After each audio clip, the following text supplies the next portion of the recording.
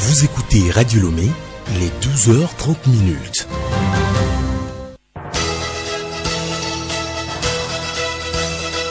Le journal Yasmine Adoko.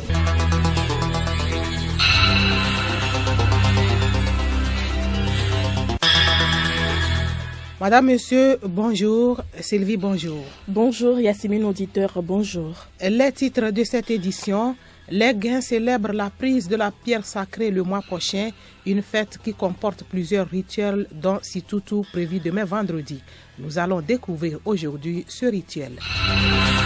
De leur côté, les natifs de Yoto se retrouvent ce samedi à Tabligbo pour Rwebezan, leur fête traditionnelle. La carte postale de la préfecture dans ce journal. Au football, les éperviers locaux affûtent leurs armes pour la double confrontation contre le MENA du Niger. Ces matchs sont dans le cadre des éliminatoires du championnat d'Afrique des Nations Algérie 2023. Invité donc de la rédaction, nous recevons en fin d'édition Dr Dogo Mohamed, coordonnateur national du programme de lutte contre la tuberculose. Il nous parlera des stratégies innovantes pour booster la lutte contre cette vieille maladie dans la zone OMS Afrique.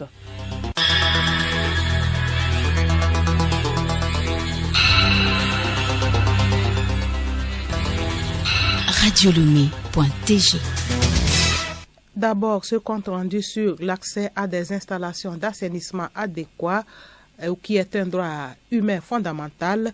Les acteurs de l'assainissement donc sont depuis ce matin en atelier pour réfléchir sur les défis majeurs auxquels ce domaine est confronté. Compte rendu de Raoul Tetounyake présenté par Sylvie Tchangay.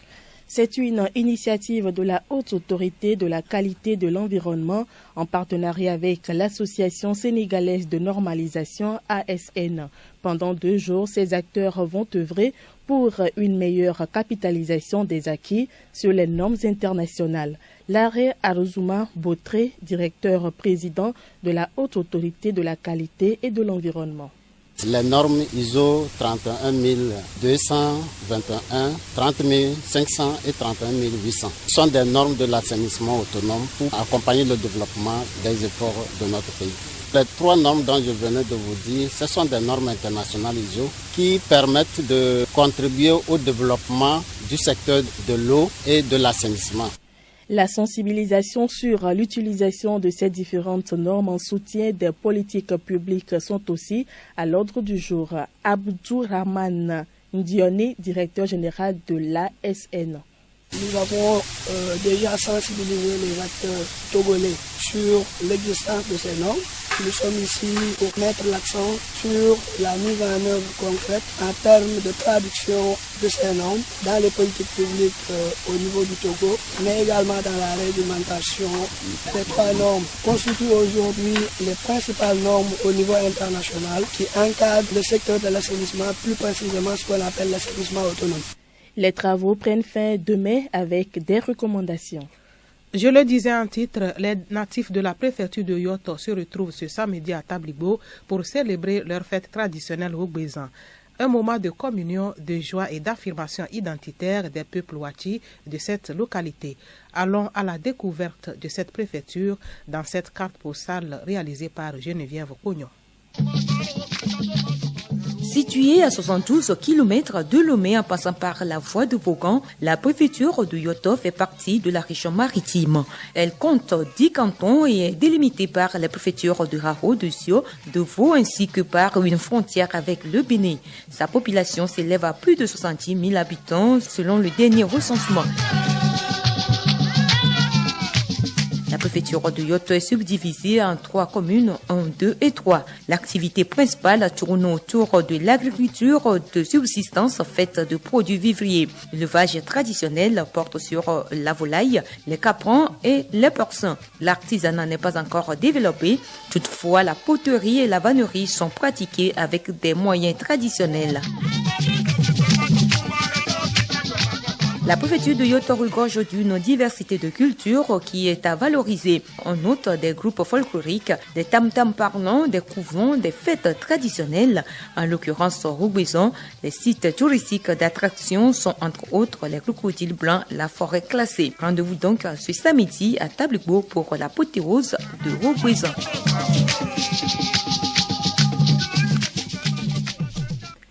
Sylvie Tiangay, une autre fête se prépare actuellement, cette fois-ci chez les Guins. Effectivement, les cérémonies préparatoires se poursuivent pour la prise de la pierre sacrée en pays Guin. Ce vendredi sera le grand rituel de Situtu, le contenu de rituel avec Pacom Johnson. Situtu, rituel de réconciliation, de sanctification ou de purification selon la foi du peuple Guin. Il s'agit pour ces derniers de renouer avec la nouvelle année qui s'annonce. Togbe Badakou, prêtre traditionnel, explique. Situtu voudrait dire tout simplement la paix, la réconciliation entre les filles et fils du peuple Guin. Ce rituel est dicté par la divinité Nablosomafi pour dire qu'elle répand la paix sur le peuple Guin. Cela montre que si nous tous nous allons à la cérémonie de la prise de la pierre sacrée, nous devons être ensemble main dans la main. Dès qu'il y a eu Situtu, les querelles sont finies. Nous avons 2 rituels de Situtu après celui de Nablosomafi. Ce serait le tour de Togbi Langpan. Ce rituel d'aspersion se fait avec l'eau bénie par la divinité appelée Tchessi. De quoi est-elle composée, Prince Claver Lawson? Il y a l'eau du Nil et qu'on est allé chercher en terre égyptienne. Il y a l'eau de la lagune. Il y a l'eau d'un puits sacré de la ville d'Aniron. L'eau de la première pluie tombée au cours de l'année. Il y a l'eau du Mono, du Zior, de Raro, de Senché, de Lili. Donc voilà les différentes eaux et combinées avec des herbes qui ont leurs vertus et avec ça on prépare l'eau bénite pour asperger sur le peuple Guin. La prochaine étape de ce rite préliminaire est Ekpe Mama. Poursuivons avec la série de reportages sur les élèves en vacances. Nous découvrons aujourd'hui une élève de lycée venue découvrir pour la première fois la capitale Lomé. C'est à travers ce dossier de Yao Kamake. Âgée de 17 ans et géante d'environ 1,80 m, Rose est pour sa première fois venue de Baga pour passer ses vacances à Lomé chez sa tante. Je m'appelle Hida Toginaka. Je viens de Nyamtogo, Samarago, canton de Baga. Je suis élève en classe de seconde à 4 au lycée Baga. Cette année, je passe en première. En plus des endroits qu'elle a toujours imaginés ou découverts dans les livres, Rose a aussi été émerveillée du trafic routier et de l'animation à la capitale Lomé. J'ai constaté qu'il y a beaucoup de changements par rapport à chez nous. Par exemple, ici, il y a beaucoup de circulation. Il y a beaucoup de boutiques, il y a la plage, alors qu'à Nyamtogo, il n'y a pas la plage. Pour le temps que vont durer ces vacances, la vacancière de Baga Samarago ne va plus apporter son aide habituelle à ses parents au village. Nos vacances, quand nous sommes à Baga, j'aide mes parents à travers des travaux champêtres, cercler, faire tout ce qu'on peut faire aussi. En attendant qu'elle ne retrouve son lycée et sa nouvelle classe de première à la rentrée prochaine, Rose à Lomé passe ses vacances découvertes sans grand repos. Elle les met à profit pour aider sa tante dans la préparation de la boisson locale Tchoukoutou. La tuberculose fait des victimes encore de nos jours. La 72e session du comité régional de l'OMS Afrique qui se poursuit à Lomé a discuté des stratégies innovantes à intégrer dans les programmes de lutte contre cette maladie dans la zone OMS Afrique. En fin du journal, nous recevrons en invité le coordonnateur du programme de lutte contre la maladie. Le journal Yasmine Adoko. Quelques informations en plus bref à l'étranger, c'est avec vous Sylvie Tiangay. Emmanuel Macron en Algérie ce jeudi pour une visite de 3 jours à l'invitation du président algérien. Avec cette visite, le chef de l'État français espère tourner la page d'une séquence difficile dans les relations entre les deux pays et se projeter vers l'avenir. Il sera accompagné d'une grande délégation d'environ 90 personnes. Au Tchad, les assises du dialogue national inclusif et souverain ont enfin repris hier après quelques jours de report. Les participants se sont retrouvés au palais de N'Djamena avec pour ordre du jour la rédaction d'un règlement intérieur devant assurer le bon fonctionnement des débats à venir. Mais l'audience a été très vite suspendue après seulement une petite heure de travail et près de 2 heures de retard à l'ouverture. Angola, 14 millions d'électeurs ont voté dans le calme pour les élections générales. La Commission nationale électorale déclare que le décompte des votes pourront donc prendre plusieurs jours. Et puis, en Tunisie, des personnalités politiques continuent d'être visées pour des interdictions de voyager.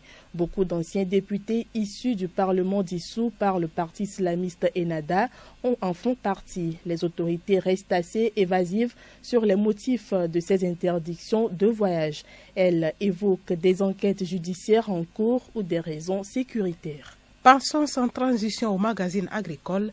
Les recettes de la mobilité du bétail évaluées dans 3 communes du Togo s'élèvent à environ 658 millions sur la période 2020-2022. Il s'agit des communes Anié 1, Hao 1 et de l'Est Mono. Ces revenus ont été présentés à l'ensemble des 11 communes réunies au sein de l'Association internationale pour le développement de l'agropastoralisme et autres actions de développement dans les plateaux. Odette Pira. Un an après sa création, les responsables de l'association AIDAP ont évalué les recettes de la mobilité du bétail dans leur espace. Ces revenus s'élèvent à environ 226 millions de francs CFA pour la commune Anié 1, 432 millions pour Haro 1 et 1 million pour l'Est Mono. Ces fonds ont été collectés dans les marchés à bétail, les couloirs de transhumance, les quais d'embarquement et sur les fourrages. Victor Attara, président de l'AIDAP. Nous avons des infrastructures marchandes, les marchés, les quais d'embarquement, les couloirs de transhumance, les pâturages et les points d'eau, les aires de repos également. Bon, donc tout ça, c'est des sources de recettes pour les communes. Les comptables font l'extrait des activités liées à ce secteur dans la comptabilité de la commune pour que nous puissions savoir et saisir quel impact ce secteur a sur l'économie de la commune. C'est très important parce que les gens ne savent pas, ils se disent les bœufs viennent, ils font des dégâts, qu'est-ce que ça nous rapporte? De relayer sur le terrain l'impact économique que ce secteur a dans la vie au quotidien des populations, donc des agriculteurs. L'insécurité actuelle inquiète les acteurs du secteur qui appellent la population à collaborer et dénoncer les intrus qui déstabiliseraient la sécurité. Alidou Alassani, président de la filière bétail et viande du Togo. Il y a des zones qui sont, disons, où tu ne peux pas bouger sans qu'on ne te contrôle. Sur nos marchés à bétail aussi, ils sont régulièrement contrôlés. Donc vraiment, c'est beaucoup de difficultés, mais on fait avec. On est toujours avec la population et ensemble, on va vraiment lutter pour vraiment collaborer avec nos forces de l'ordre et de sécurité pour dénoncer ces mauvaises personnes-là qui viennent vraiment désorganiser ou créer de l'insécurité. À jeudi prochain.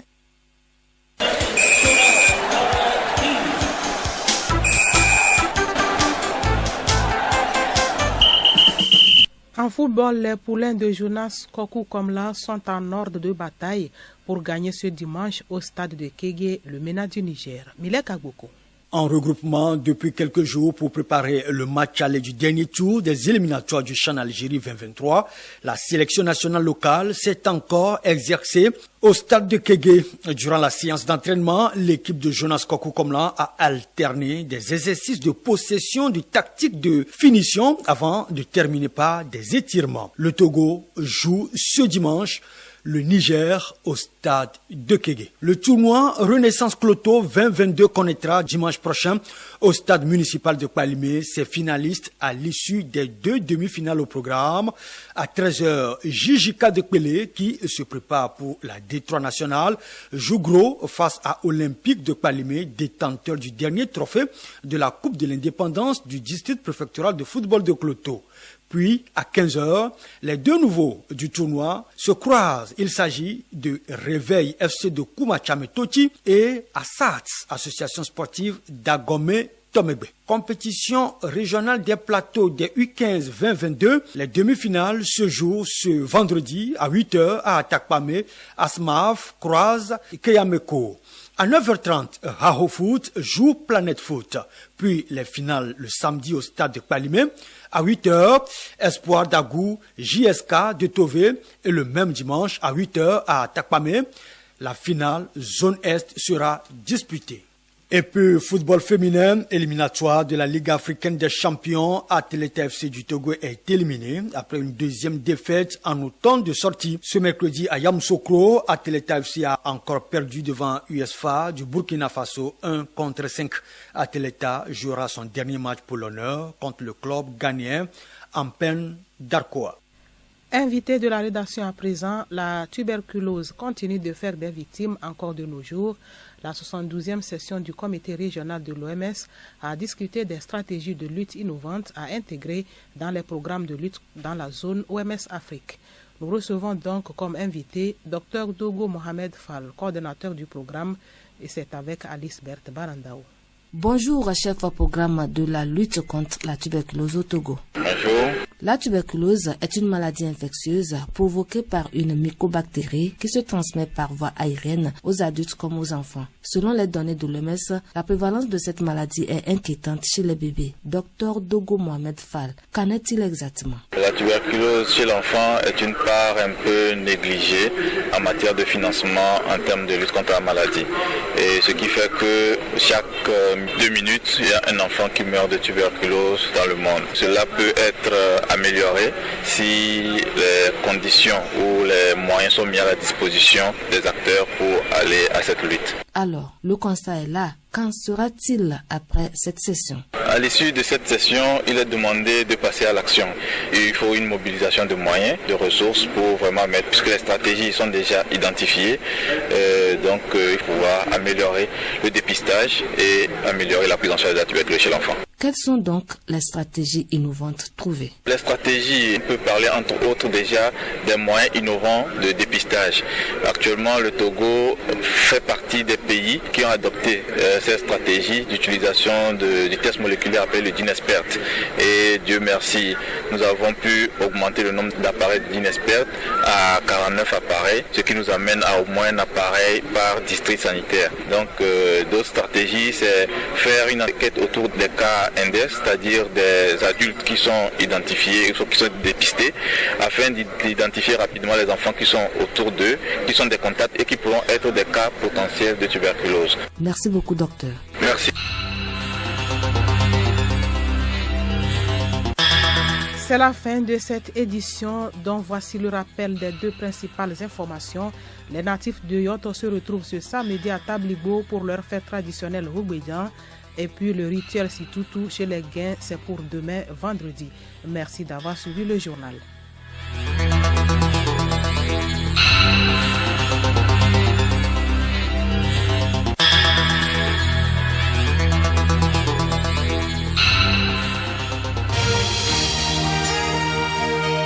Radio Lomé, boîte postale 434, email radiolomé@radiolomé.tg.